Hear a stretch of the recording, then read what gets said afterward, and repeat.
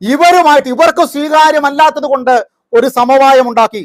അപ്പോൾ ഒരു കാര്യം തട്ടിൽ പിതാവ് അടക്കം ഈ വേദം പ്രസംഗിച്ച വടക്കേക്കറി അച്ഛനോട് ചോദിക്കട്ടെ, സഭയുടെ പരിശുദ്ധമായ കുർബാനാക്രമം ആർക്കെങ്കിലും സ്വീകാര്യമല്ല എന്ന് നിങ്ങൾക്ക് തോന്നിയാൽ ഇവിടെ കാണുന്ന ഏത് പിശാചുക്കളുമായും നിങ്ങൾ സന്ധി ചേരുമോ?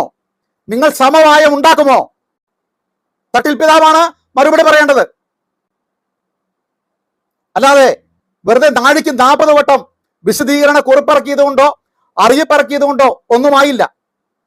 പിശാചുക്കളുമായിട്ട് സമവായം ഉണ്ടാക്കിയിട്ട് യാതൊരു ഒളിപ്പുമില്ലാതെ കിടന്ന് പ്രസംഗിക്കുന്നു.